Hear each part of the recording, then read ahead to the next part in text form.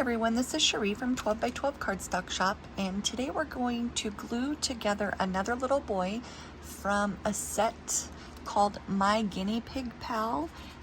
The set came from Marjorie Ann Designs, and I'm using the little boy in it actually for a friend who has a picture of two boys, her son and his best friend.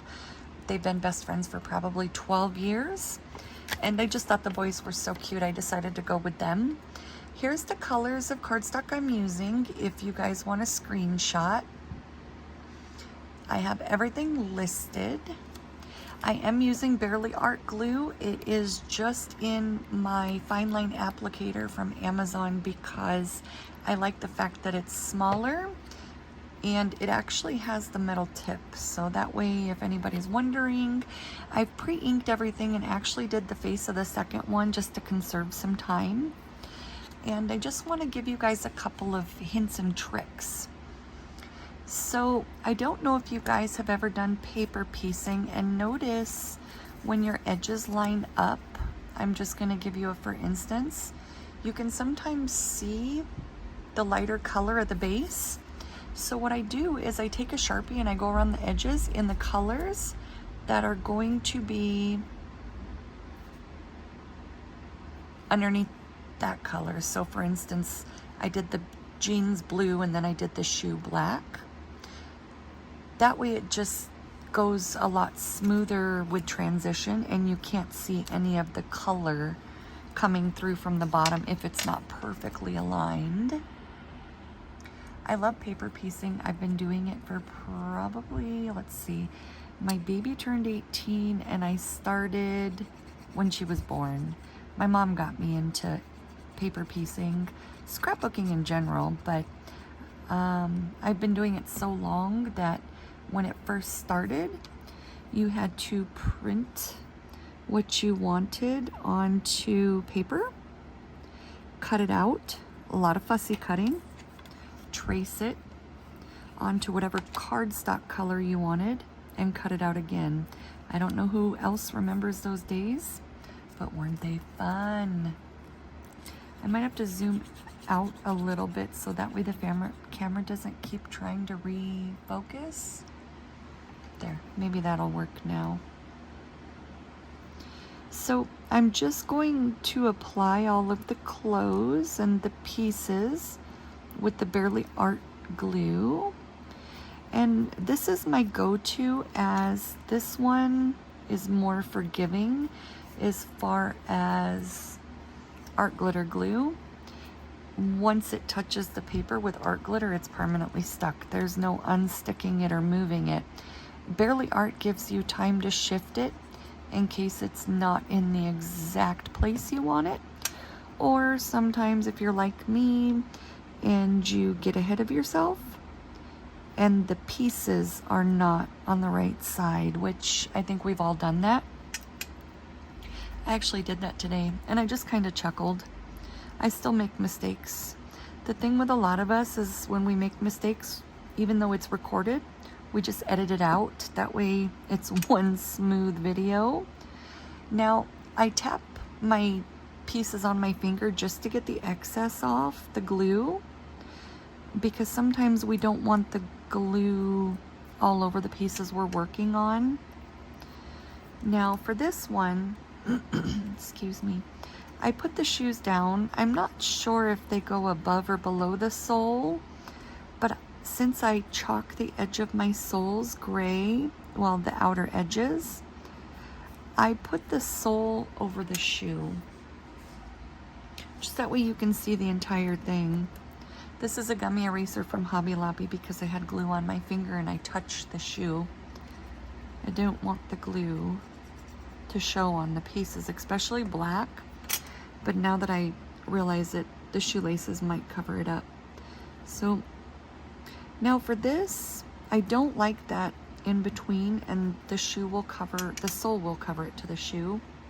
And if not, I just flip it over and let my marker bleed through the cardstock on the base and it'll cover that up.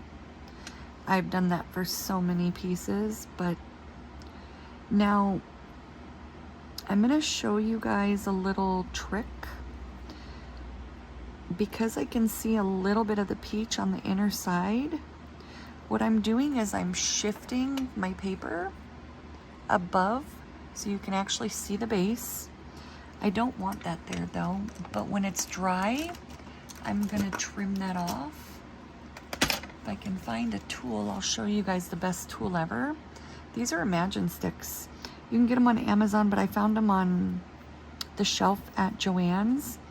And it's a silicone rubber it comes in a pack with probably, I think, 5 different shapes, but it runs right along your pieces to get the glue off.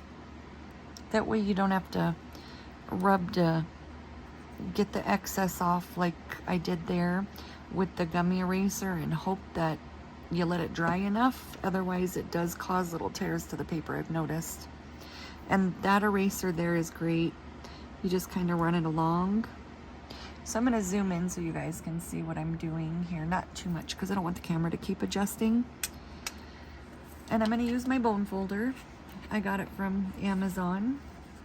And it came with tweezers and scissors that actually match this set. Now, excuse me.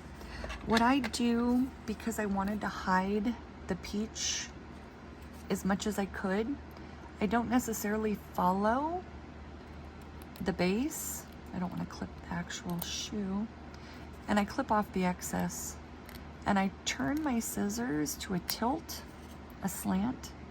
That way I don't end up cutting part of the pattern. And so I'm just going to push these down real good. And I see that I have a little smear of glue here. It's off now. So we'll put the shoelaces on, and they are attached by a little piece of cardstock, which does make it easier. And I found holding them this way allows me to get the glue on a little easier. So now, because of how much I got applied to the back, I just use my finger to. There's gonna be a little glitch where I was gluing this down before my alarm that was set for 10 a.m. I thought, but it was p.m. Scared the life out of me, and I threw my tweezers across the table. So I just am continuing. So what I was saying is, if you hold it long ways and you just run glue up and down, you take tweezers, flip it over, and just touch it to your hand to get off the extra. That way it doesn't end up bleeding. I'm still a little shaky from the alarm. That was fun. All right, so those shoelaces are down, and now I'm gonna glue his arms under the shirt. So here we're just going, I go about a little over half, and I center it off the side there, just because it looks more like a shirt. I almost glued the wrong side. Did you guys see that? Told you we make mistakes, we just edit them. But since I didn't do it, I don't have to. All right. I just think it looks more like a t-shirt if the arms aren't exactly even with it. And to get it as even as possible, what I do is I just put them next to each other. Now, I'm all about showing tricks and tips. That's one thing about me, is I want to encourage people to scrapbook, because it is something you're going to pass on or pass on to somebody else, as far as a card or an entire scrapbook. And it's sentimental for all of us, especially even if you keep your scrapbooks. You're going to have a trip down memory lane when you look through it, right? So why not have a little extra in there that you made? Because I will say this over and over, I love being able to open my scrapbook and see what I made and just realize, hey, I made that. And I'm going to show you the tip here. Now, another one, I'm going to show you the tip for the sleeves, but another one is I use, this is Cosmic Shimmer, but the sticker came off. If you dab it and allow it to dry, it becomes tacky. And you can peel your pieces off. And I'll show you when I lift his nose. Here's the big one that I refill, but it's Flake and Glitter glue. Oh, it is the best glue if you glue glitter onto anything. But his nose is on with it. And I use it for the hair and the nose. That way then I can move it around while I'm putting their eyes on. See? And it won't come off unless you peel it off. And I just put my glue on the back of it, go right over it. I see that glue on my hand, touch my finger, put his nose back on. And so here's the other tip for the arms. Because they're gonna cross over in the back, what I do is I make them face each other and I trim. That way when they're in the back, they're not going to overlap behind the neck. So you go down. I'm gonna go on both sides. And that way it holds the arm down, and I probably went down a bit too far, but that's fine.